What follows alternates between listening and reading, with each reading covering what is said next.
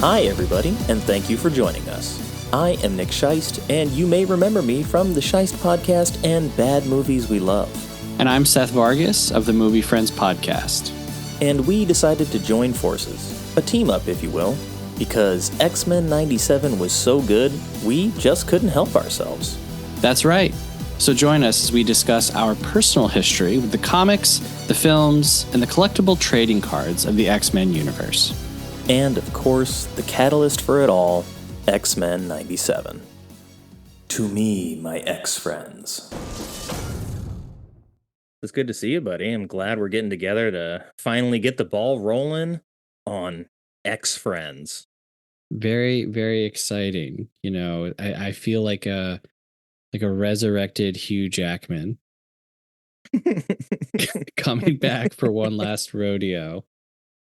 Oh, well, that sounds like a lot of fun. And when I initially, I just threw the title together thinking, hey, I don't know exactly what's going on here, but X-Friends because X-Men, X-Friends because you and I know each other through Twitter. So we are X-Friends. Right, that's right. And then who knows, by the end of this show, we may not like each other anymore. And then we may be X-Friends. That's right. That's right. It works in several different ways. Yeah, if our paths diverge, if our mutant ideologies differ That's too right. much by the end. But I don't know if that's actually true because, even Charles and Magneto, despite their many problems, have stayed friends throughout all of their troubles. So I think we'll be fine. That's right, because ideas are one thing, but when you find people who are the same as you overlook things and you tend to herd together. This show is a pretty good evidence to anyone who knows us that if you throw an idea out there, we will latch onto it. This whole thing was birthed from a conversation that we had where we were basically like, hey, X-Men 97 is cool. Yeah, I wish I could do something on that. All right. Yep, pretty much. If you know us at all, I mean, we talked a little bit in the last episode that people will hear eventually, but like, what was our superpower? And that might actually be our superpower. Maybe especially when we're a team, we just hear an idea that is like, hey, this sounds kind of like dumb and fun. Okay, well, now let's make it happen. So we have arrived at that point where it's time to put the pedal to the metal and really get this show out here. It's going to come out Friday the 26th on the heels of Deadpool.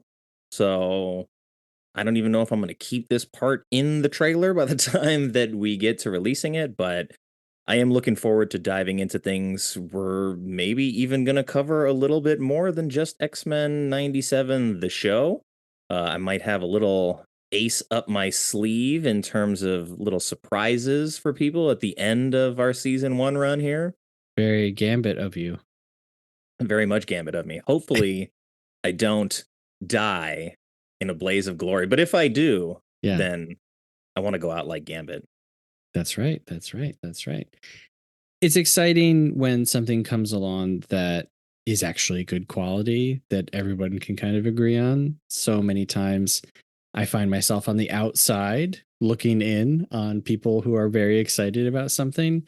And X-Men 97 was a very nice surprise. So I'm excited to look into it and go deep into our history, personal history, because the X-Men, it's a very personal show. You know what I mean? Like you have this wide range of characters.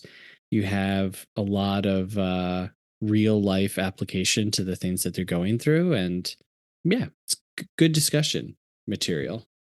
Yeah, absolutely. And I think yourself, like me, like many people out there, were sort of raised on the original cartoon show ran Absolutely. from 92 to 96. And because we were kids and because we loved the X-Men, I think we forgave a lot of things. But that show did get better as it went on.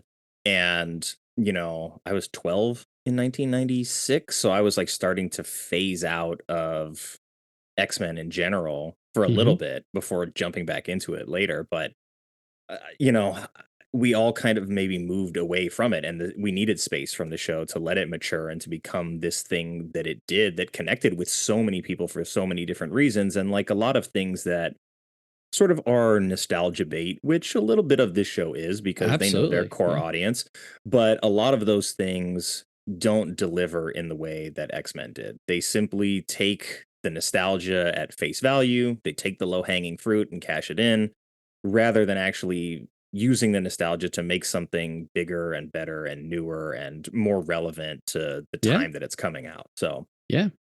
Yeah. I think, I think a lot of times properties aren't used as a launch pad of like, here's what's established, and we can use this momentum to move forward and do something different. The property is just kind of the landing pad, and we're gonna flop onto it and hopefully shake up some money in the process. But that's it. We're really just, turning the wheel one more time around, and nothing is different. But here they pick up pretty much where we left off and move it forward. And yeah, it's great. and I think also the show has the benefit of 30 years ish of other X-Men things existing in that space Yeah. where a lot of the times where, hey, here's a movie that we're remaking 30 years down the line. It's not like, hey, that had a novelization and a graphic novel and all these different takes on the source material over time. So this has the benefit of all of those things and actually did the homework to look at all of these things and Yeah. really craft something that is true to the original series, that is true to the original fan base, also accessible for new fans, and is forward looking. It's not like, hey, the end of this season was just a quick cash grab and Hmm. we're not interested in pursuing the ideas here any further. This was made with a forward looking lens, and I like that. Yeah, absolutely. Absolutely. And how refreshing after, let's see now, close to 20 years to have a Marvel project that is pretty self contained. Yeah. And you can kind of just kick back and be like, oh, yeah, I don't have to remember 40 different things. We're here. And yeah, it's great. Yeah, there's none of that stuff yet, Yet. Yeah. but that is a benefit in that, We you can enjoy know, it while it lasts.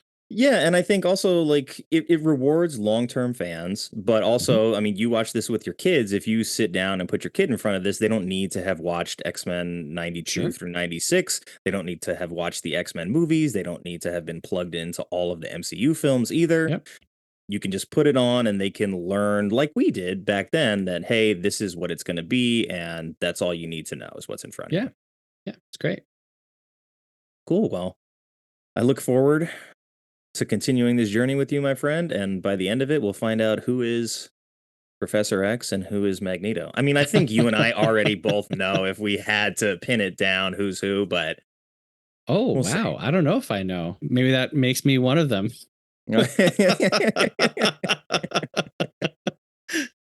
All right. Well, to the future, my X friends. Thanks for checking out our trailer episode, and I hope that you will consider joining us on our journey through the first season of X-Men 97 and beyond.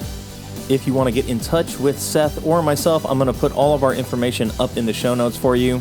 And if you love this show, and maybe you want to talk about it sometime, get in touch with us and let us know. And until next time, take care, everybody.